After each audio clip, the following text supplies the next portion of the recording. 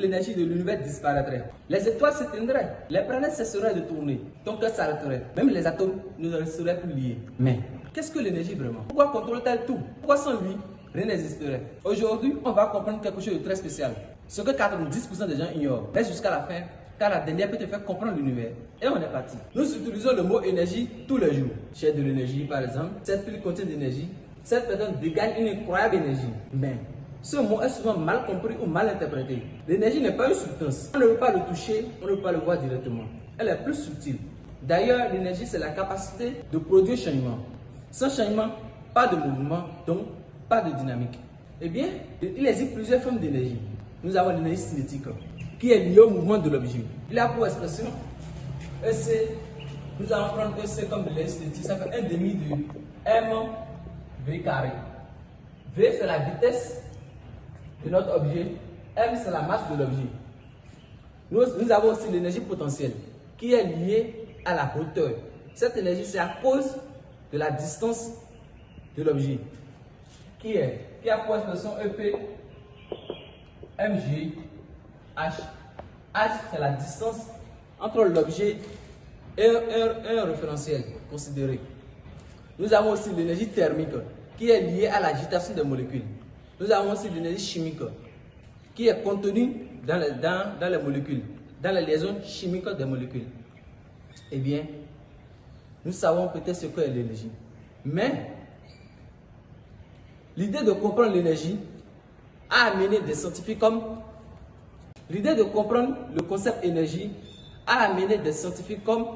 James Prescott Joule a établi une loi fondamentale, la première loi de la thermodynamique. Cette loi stipule que l'énergie ne se crée pas, elle ne se détruit pas, elle se transforme. Jamais violée, pas dans un laboratoire, pas dans l'univers, pas dans ton corps. Oui, pas dans ton corps. Pourquoi? Parce que quand tu manges, les aliments contiennent de l'énergie chimique. Ton corps les transforme. Elle devient du mouvement quand tu marches. Elle devient la chaleur pour maintenir la température à 37 degrés Celsius. Elle devient énergie électrique pour faire fonctionner ton cerveau. Si tu arrêtes de manger, tu t'affaiblis. Pourquoi? Parce que ton corps ne crée pas d'énergie. Il utilise l'énergie, transforme l'énergie. Même le battement de cœur, c'est une conservation d'énergie. Même la pensée, c'est aussi un phénomène énergétique. Donc, ton corps est bien une machine thermodynamique. Car il ne crée pas d'énergie, il ne détruit pas l'énergie, il transforme l'énergie. Donc, on conclut que sans énergie, l'homme ne peut rien. L'homme ne peut pas exister. Imagine un instant que l'énergie disparaît. Donc, il n'y a pas de lumière. Je démontre. Regarde le ciel.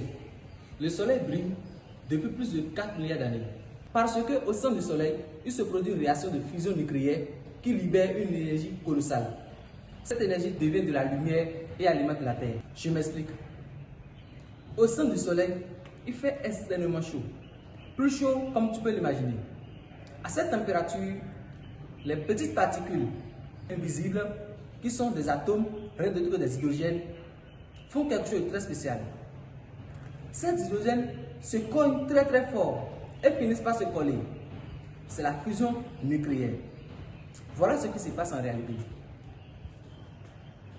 Vous voyez, H1, ce sont des noyaux de l'hydrogène. On les appelle des protons. À cause de la température énorme et de la pression gigantesque, ces deux protons entrent en collision.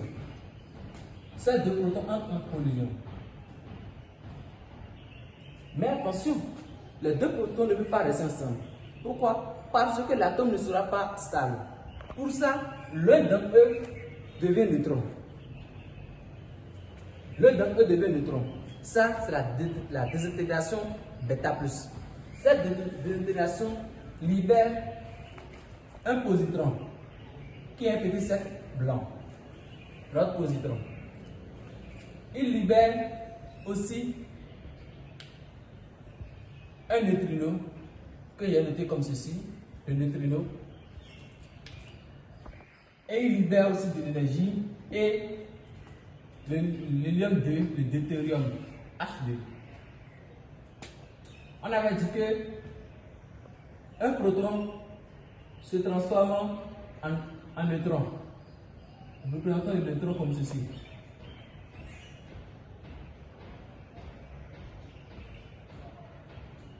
Voilà.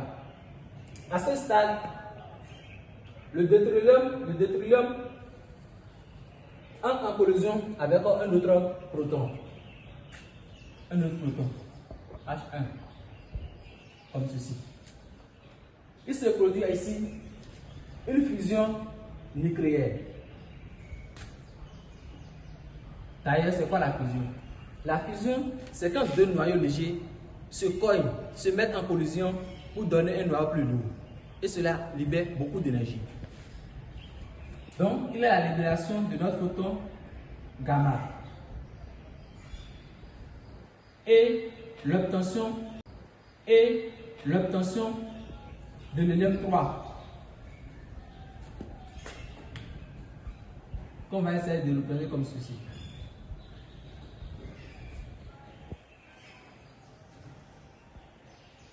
La même chose se produit de ce côté. Donc, à cause de la température énorme et de la présence gigantesque, on obtient le positron, le neutrino et l'hélium 2.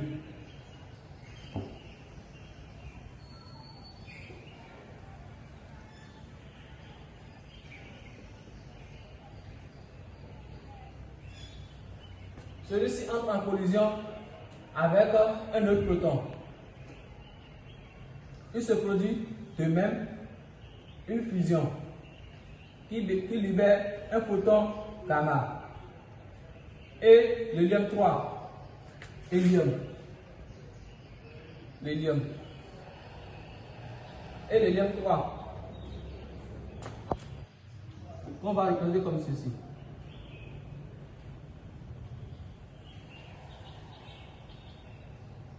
À ce stade, il va se produire la fusion totale entre les deux noyaux de l'hélium.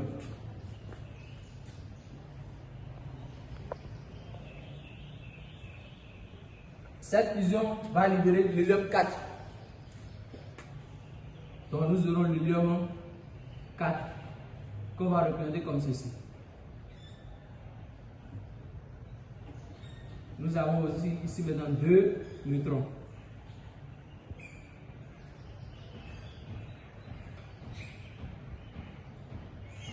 Et deux protons pattes. H1. Deux protons pattes.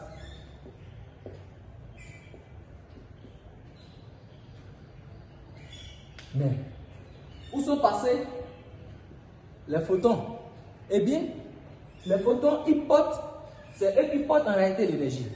Ils rebondissent des milliers d'années et perdent leur énergie et deviennent la lumière qui alimente. Sans cette transformation, notre planète serait un désert glacé. Toute la biosphère dépend d'un flux énergétique cosmique. On dit que la Terre tourne autour du Soleil. Ce n'est pas la magie.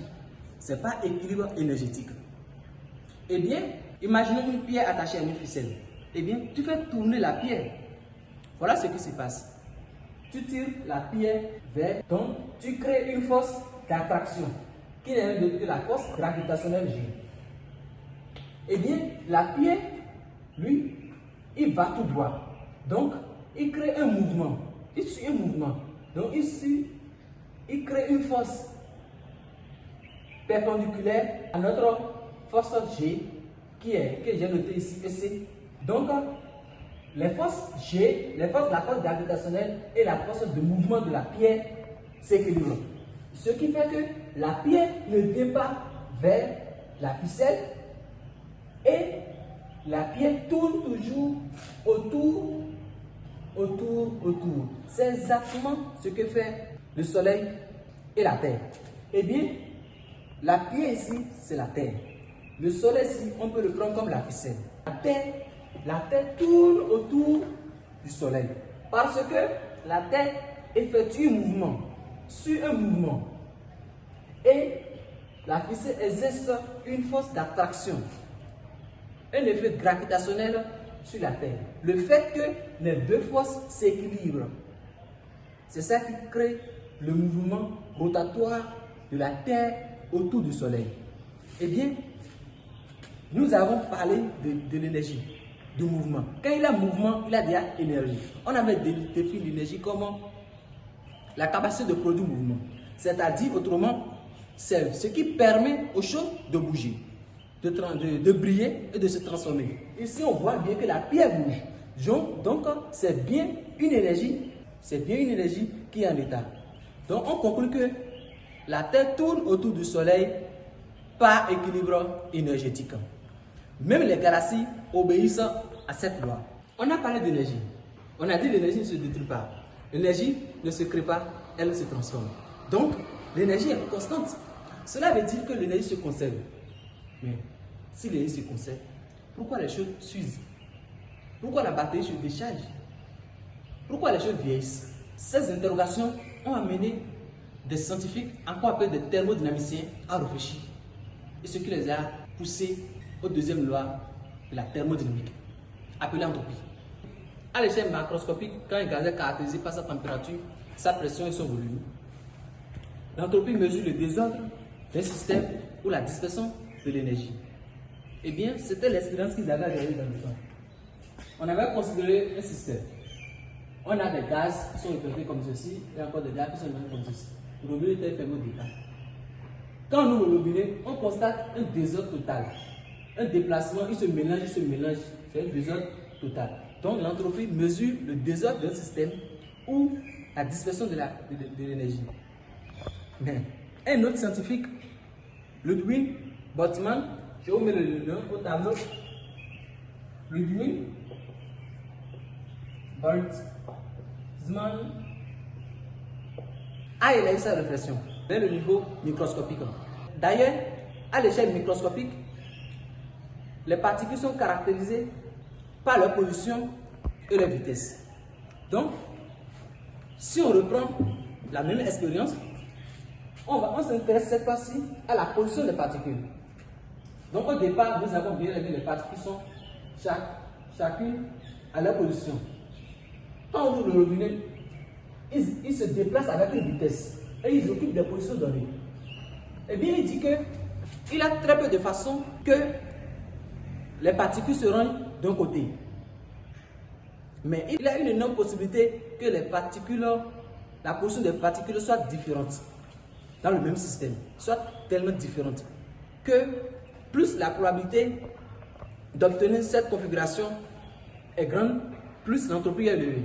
Eh bien, quand cette particule ici qui était à l'instant T ici, peut toutefois quitter là. Peut-être quitter là et se retrouver à d'autres positions. Donc on ne peut pas dire la position fixe des particules. Les particules sont à plusieurs positions. Donc, ce qui fait que l'entropie est tellement grande ici. Ce qui confirme l'idée des premiers penseurs que l'entropie augmente le désordre.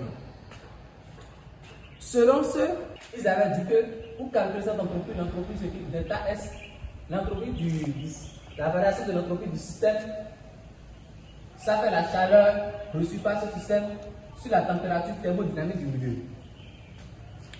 Mais selon Ludwig Boltzmann, pour calculer l'entropie est plutôt notée S, qui est K. Le K est le rien de oméga. K, c'est la constante de Boltzmann. Oméga, c'est le nombre de configurations microscopiques possibles. Je m'explique. Imaginons une chambre bien arrangée. Les chaussures sont bien arrangées. Les livres sont bien alignés. Les vêtements sont bien pliés. Il existe très peu de façons de voir cela. Mais imaginez la même chambre quelques jours après qu'on n'arrange pas. Les chaussures sont partout. Les vêtements sont par terre. Tout est en désordre. Il existe bien une énorme possibilité de voir cela. Cela veut dire quoi? Cela veut dire que l'entropie augmente à ce niveau. Et l'entropie en réalité, c'est le nombre de configurations possibles. Le nombre de configurations possibles pour un système. Donc, selon Ludwig, l'entropie mesure le nombre de façons différentes dont un système peut être organisé. Plus il y a de possibilités, plus l'entropie augmente. On a vu ça. Plus il y a de possibilités, plus l'entropie augmente. Les particules, il y a plusieurs possibilités de voir les particules dans différentes positions à différentes vitesses. Ce qui fait que l'entropie augmente à ce stade. Donc on conclut donc que l'entropie mesure le désordre d'un système ou la dispersion de l'énergie. L'entropie ont amené certains cosmologistes à penser à un futur appelé la mort thermique. C'est un état où toute l'énergie sera uniformément repartie. Je m'explique. On avait expliqué dans une vidéo pourquoi le café refroidit. Eh bien, quand on nous sert un café chaud, on sait qu'il contient beaucoup d'énergie. Quand on pose notre café sur la table, on le laisse pendant un bon moment, le café perd de l'énergie thermique qu'il libère à l'environnement et se refroidit. Mais si on vient à l'idée des cosmologiciens, c'est que la température doit être la même. Ça veut dire quoi? Ça veut dire que le café ne doit pas se refroidir, le café ne doit pas être chaud non plus. Une autre question que les gens posent souvent, est-ce que l'entropie arrête la vie? Non, l'entropie n'arrête pas la vie. Et bien la preuve est que si nous revenons à notre chambre, qui on suppose est vraiment désordonnée, que les choses sont non arrangées et qu'il y a du désordre partout dans la chambre. L'homme fait quoi? L'homme arrange la chambre. Il dépose chaque chose à sa place. Pour ça, il crée de l'ordre dans la chambre. Mais il dépense de l'énergie thermique. Il dégage de la chaleur. Eh bien, cette chaleur qu'il dégage, c'est déjà de l'énergie, c'est déjà de l'entropie, c'est déjà encore un autre désordre. Donc l'entropie n'arrête pas du tout la vie. L'entropie, il augmente. L'homme peut déplacer l'entropie, peut déplacer le désordre, mais l'entropie augmente toujours et toujours. Dans cette vidéo, nous avons montré que comment l'énergie contrôle tout. Eh bien, au départ, on a montré s'il n'y a pas d'énergie, l'homme n'existe pas. On a aussi montré s'il n'y a pas d'énergie, le soleil n'existe pas. On a aussi montré s'il n'y a pas d'énergie, la Terre ne peut pas tourner autour du soleil. On a aussi parlé de l'entropie. On a montré que l'entropie n'arrête pas la vie. La vie évolue, l'entropie aussi évolue et que l'homme peut déplacer l'entropie pour que nous sommes à la fin de notre vidéo. N'oubliez pas de liker la vidéo et de vous abonner aussi. Si vous avez des questions, n'hésitez pas à la poser dans les commentaires. Merci d'avoir regardé cette vidéo.